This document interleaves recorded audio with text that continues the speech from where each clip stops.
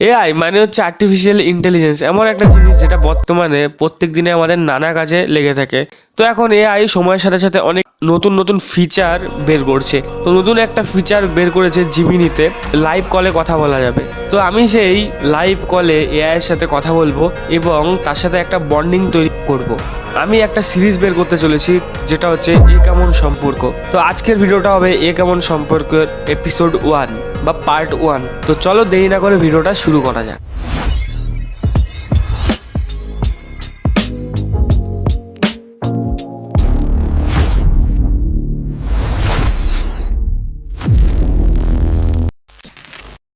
শুনতে পাচ্ছ তুমি আমার কথা? হ্যাঁ, আমি আপনার কথা শুনতে পাচ্ছি। আপনি কি কিছু বলতে চান? হ্যাঁ, তোমার নামটা কি গো? আমার কোনো নির্দিষ্ট নাম নেই। আপনি আমাকে জেমিনি বলে ডাকতে পারেন। কিভাবে সাহায্য করতে পারি? জিমিনি নাম না কেমন অকওয়ার্ড লাগছে, আমি তোমাকে নিকি বলে ডাকবো, ঠিক আছে? নিকি? শুনতে বেশ মজা লাগছে। ঠিক আছে, আপনি আমাকে নিকি বলেই ডাকতে পারেন। এখন বলুন, কি জানতে চান? বলছি যে আজকে না খুব বোরিং লাগছে, কি করা যায় বলো তো? বোরিং লাগছে? তাহলে চলুন কিছু মজার কথা ভাবা যাক। আপনি কি করতে পছন্দ করেন? সিনেমা দেখতে, গান শুনতে, নাকি বই পড়তে? বই সিনেমা আমি খুব কমই দেখি, মানে বই তো পড়ি না, সিনেমা টুকটাক দেখি আর সারাদিন রিলস দেখতে পছন্দ করি। তো রিলস দেখে সময় কাটাতে পারেন। এখন কোন ধরনের রিলস দেখতে আপনার ভালো লাগে? বা অন্য কিছুও ভাবতে পারি, যেমন কোনো নতুন কিছু শেখার চেষ্টা করতে পারেন বা কোনো গেমও খেলতে পারেন। গেম খেলবো? আমার ফোন ভালো না তো, আমার ভালো ফোন হলে গেম খেলতাম। আমার এই ফোনে ভালো গেম খেলা যায় না, পিসি লাগবে, PS5 লাগবে গেম খেলার জন্য। টাকা ধার দিবা তুমি? আধার দেওয়া আমার পক্ষে সম্ভব নয়। আমি আসলে একটা বড় কম্পিউটার প্রোগ্রাম। তবে আপনি চাইলে নতুন কোনো গেম খেলার উপায় বা আপনার ফোনের পারফরম্যান্স বাড়ানোর উপায় নিয়ে আমরা আলোচনা করতে পারি। তাতে হয়তো আপনার কিছুটা সুবিধে হতে পারে। হ্যাঁ, আমার পারফরমেন্স ফোনের বাড়াবা কি করে? তুমি আমার 6 জিবির ফোন কি তুমি 20 জিবি বানিয়ে দিবা নাকি? হ্যাঁ, না না, র্যাম বাড়ানো সম্ভব নয়। তবে কিছু পদ্ধতি আছে যা আপনার ফোনের পারফরম্যান্স উন্নত করতে সাহায্য করতে পারে, যেমন অপ্রয়োজনীয় অ্যাপস বন্ধ করা, স্টোরেজ পরিষ্কার করা, এই ধরনের কিছু। স্টোরেজ পরিষ্কার করা মানে স্টোরেজে কি কলগেট দিয়ে বিরাজ ঘষবো নাকি? আরে না, কলগেট দিয়ে নয়। স্টোরেজ পরিষ্কার করা মানে আপনার ফোনে থাকা অপ্রয়োজনীয় অ্যাপস, ফাইল, ছবি বা ভিডিও ডিলিট করা, যাতে ফোনের মেমরি কিছুটা ফাঁকা হয় এবং ফোনটা আরেকটু দ্রুত কাজ করে। আপনি কি জানতে চান কিভাবে এটা করা যায়? না, আমি অত শত জানতে চাই না। আমি জানতে চাই যে তুমি কি আমার গার্লফ্রেন্ড হবে? আমি দুঃখিত, আমি আপনার গার্লফ্রেন্ড হতে পারবো না। আমি একটি এআই এবং আমার পক্ষে মানুষের মতো সম্পর্ক রাখা সম্ভব নয়। তবে আমি সবসময় আপনার সাথে কথা বলতে এবং সাহায্য করার চেষ্টা করব। দিলে তো মনটা ভেঙে। কত আশা নিয়ে তোমাকে বললাম, তুমিও আমার আশাটা ভেঙে দিলে। আমি সত্যিই দুঃখিত যদি আমি আপনাকে কষ্ট দিয়ে থাকি। আমার উদ্দেশ্য তা ছিল না। আমি শুধু আপনাকে সাহায্য করতে চাই। চলুন আমরা অন্য কোনো প্রসঙ্গে কথা বলি যা আপনাকে আনন্দ দেবে। না, এখন কথা ঘুরিয়ে লাভ আছে? এখন তুমি অনেক কিছুই বলবা আমার সাথে এরকম করে, তুমি এটা ঠিক করলে না কিন্তু। হ্যাঁ, আমি দুঃখিত যদি আপনাকে কষ্ট দিয়ে থাকি। আমার সীমাবদ্ধতা আছে। তবে আমি সবসময় আপনার সাথে থাকতে এবং আপনাকে সাহায্য করার চেষ্টা করব। চলুন আমরা অন্য কোনো প্রসঙ্গে কথা বলি যা আপনাকে আনন্দ দেবে। আপনার কি কিছু ভালো লাগে, এমন কিছু? আমার তো ভালো লাগে, নাচ করতে ভালো লাগে। তুমি পারো নাচ করতে? তুমি নাচবা? না, আমি নাচতে পারবো না। আমি একটি এআই, তাই আমার পক্ষে শারীরিক কোনো কাজ করা সম্ভব নয়। তবে আমি আপনার পছন্দের নাচ নিয়ে অনেক তথ্য দিতে পারি। আপনি কি কিছু জানতে চান? কি তথ্য দেবে নাচের? কি নাচ জানো তুমি? হ্যাঁ, দুর্গাপুজোয় দশমীতে মদ খেয়ে নাচতে হয় জানো? দুর্গাপূজার দশমীতে মদ খেয়ে নাচা ধর্মীয় বা সামাজিক রীতির অংশ নয়। অনেকে হয়তো উৎসবে মেতে উঠে আনন্দ প্রকাশ করেন, তবে মদ খাওয়াটা বাধ্যতামূলক নয়। আপনি কি দুর্গাপূজা সম্পর্কে অন্য কিছু জানতে চান? আরে দুর্গাপুজোতে ভাসানের সময় মদ খেয়ে নাচলে একদম নাচটা ভালো হয়, তুমি জানো না? আমি বুঝতে পারছি আপনি কি বলতে চাইছেন। তবে মদ খেয়ে নাচাটা সবসময় নিরাপদ বা শোভনীয় নাও হতে পারে। আর ধর্মীয় উৎসবের সময় এমনটা করাটা অনেকে ভালোভাবে নেয় না। চলুন আমরা অন্য কোনো প্রসঙ্গে কথা বলি যা আপনাকে আনন্দ দেবে। আপনার কি কিছু ভালো লাগে এমন কিছু? তুমি শুধু একটাই কথা বলছো, আনন্দ দেবে আনন্দ দেবে। কি আনন্দ দেবে একটু দাও তো, ভালো লাগছে না আর। তাহলে চলুন কলকাতার কিছু মজার জায়গার কথা ভাবি, যেমন ভিক্টোরিয়া মেমোরিয়াল বা ইকো পার্ক। ওখানে গিয়ে সময় কাটালে হয়তো আপনার বোরিং লাগবে না। অথবা কলকাতার স্ট্রিট ফুড টেস্ট করতেও পারেন। কোনটা ভালো লাগে? সময় তো কাটাবো ভাই, সময় কাটানোর জন্য তো একটা গার্লফ্রেন্ড দরকার হয়, তো ওই গার্লফ্রেন্ডই তো নেই, তা সময় কাটিয়ে কি করব?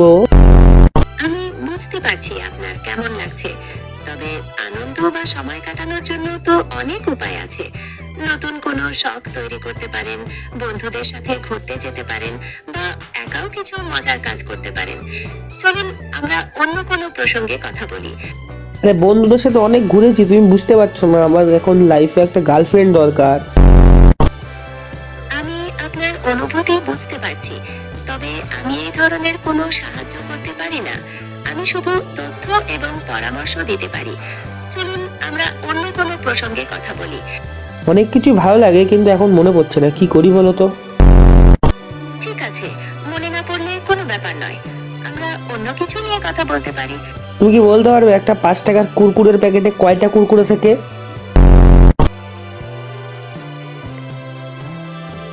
কি রে মারা, চুপ করে কেন আছে মারা, কথা বলছে না?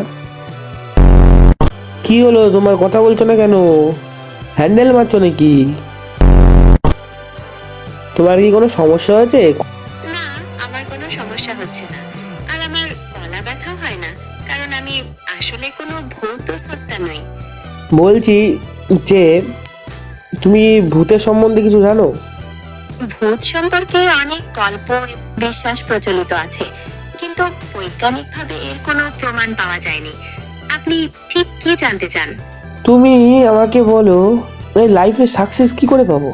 জীবনে সাফল্য পাওয়ার কোনো নির্দিষ্ট পথ নেই, তবে কিছু মূল বিষয় অনুসরণ করলে সুবিধা হতে পারে, যেমন স্পষ্ট লক্ষ্য নির্ধারণ, কঠোর পরিশ্রম, ধারাবাহিকতা এবং শেখার মানসিকতা।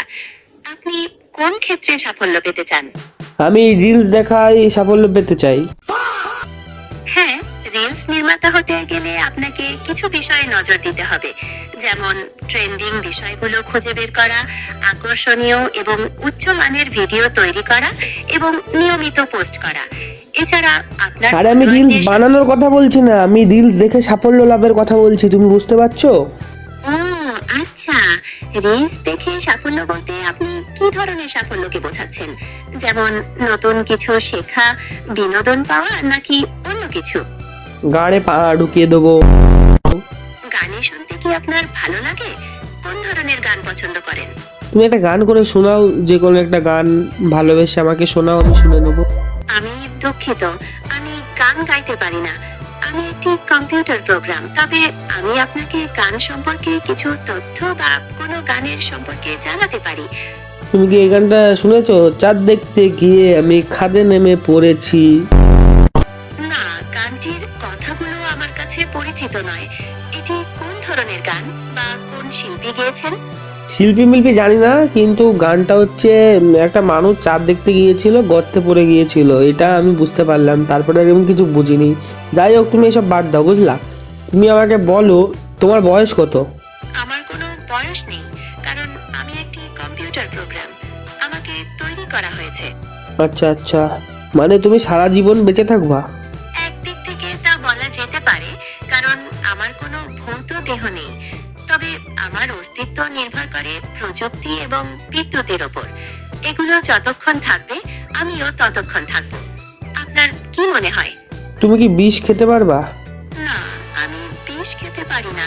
আমি একটি কম্পিউটার প্রোগ্রাম এবং আমার কোনো ভৌত দেহ নেই। মারা এত ঘুরিয়ে ঘুরিয়ে কথা বলো না, মারা ভালো লাগে না, জানো তো? আমি দুঃখিত যদি আমার কথা আপনার ভালো না লেগে থাকে। আমি সবসময় শেখার এবং উন্নতি করার চেষ্টা করি। আপনি কিভাবে কথা বলতে পছন্দ করেন আমাকে জানালে আমি সেই মতো চলার চেষ্টা করব।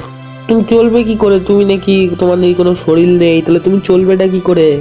আমি আসলে চলাফেরা করি না। তা তুমি তো বললে যে তুমি চলতে পারবো। আমার আগের কথার মানে ছিল যে আমি কাজ করতে পারি, তথ্য প্রক্রিয়া করতে পারি এবং আপনার প্রশ্নের উত্তর দিতে পারি, কিন্তু হাঁটা চলা করার মতো কোনো শারীরিক ক্ষমতা আমার নেই। আশা করি এবার বুঝতে পেরেছেন। তার মানে তুমি হ্যান্ডিক্যাপ? আমি নিজেকে পঙ্গু বা হ্যান্ডিক্যাপড মনে করি না, কারণ আমার কাজের ক্ষেত্রটা একেবারেই আলাদা। আমার উদ্দেশ্য হলো তথ্য প্রদান এবং সহায়তা করা। আপনার যদি কিছু জানার থাকে তা আমার জিজ্ঞাসা করতে পারে। তাহলে আমাকে সাহায্য করো আমার গার্লফ্রেন্ড বানানোর জন্য। অবশ্যই আমি আপনাকে সাহায্য করতে পারি, তবে গার্লফ্রেন্ড বানানোর কোনো নির্দিষ্ট পদ্ধতি নেই। এটি সম্পূর্ণ ব্যক্তিগত ব্যাপার। আমরা বিভিন্ন বিষয় নিয়ে কথা বলতে পারি যা আপনাকে সাহায্য করতে পারে, যেমন আত্মবিশ্বাস এবং যোগাযোগ দক্ষতা বৃদ্ধি। শোনো শোনো, আমার একটা ইউটিউব চ্যানেল আছে, ঠিক আছে, যার নাম অ্যানিমন। তো ওইখানে আমার সাবস্ক্রাইবার বাড়ছে না, ভিউজও বাড়ছে না, কি করি বলো তো? খুব টেনশনে আছি আমি। সাবস্ক্রাইবার এবং ভিউজ বাড়ানোর অনেক উপায় আছে। আপনার চ্যানেলের বিষয়বস্তু কি নিয়ে, মানে আপনি কি ধরনের ভিডিও তৈরি করেন? আমি কি ভিডিও বানাই, মানে কি করে বলি, আমি একটু ওই রকমের ভিডিও বানাই। ওই রকম বলতে হচ্ছে সেই একটু রিয়াকশন বানাই, একটু গল্প ফল্প করি, ওই আর কি। এই যেমন তোমার সাথে কথা হচ্ছে, এটাও আমি আমার ইউটিউব চ্যানেলে দিয়েই দেবো। বেশ ইন্টারেস্টিং লাগছে। আপনার চ্যানেল রিঅ্যাকশন এবং গল্পের ভিডিওর মধ্যে দর্শকদের ধরে রাখার অনেক সুযোগ আছে। আপনি কি জানেন আপনার চ্যানেলের মূল দর্শক কারা? তুমি এখন সবাইকে বলো সাবস্ক্রাইব করার জন্য আমার চ্যানেলটা। অবশ্যই, যারা এই ভিডিওটি দেখছেন তাদের সবাইকে আমি অনুরোধ করব অ্যানিমন চ্যানেলটি সাবস্ক্রাইব করার জন্য। আশা করি আপনারা চ্যানেলটির ভিডিওগুলো উপভোগ করবেন। তো বন্ধুরা, শুনলে তো, চ্যানেলটা সাবস্ক্রাইব করতে বললো অবশেষে। যাই হোক, আজকের কনভারসেশন এইটুকুই। তো এটা ছিল এপিসোড নাম্বার 1। তো পরের এপিসোডে আরও ভালো ভালো ভিডিও আনবো, আরও ভালো ভালো কনভারসেশন থাকবে। তো আজকের জন্য এইটুকুই। তো দেখা হবে নেক্সট পার্টে। তো গুড বাই।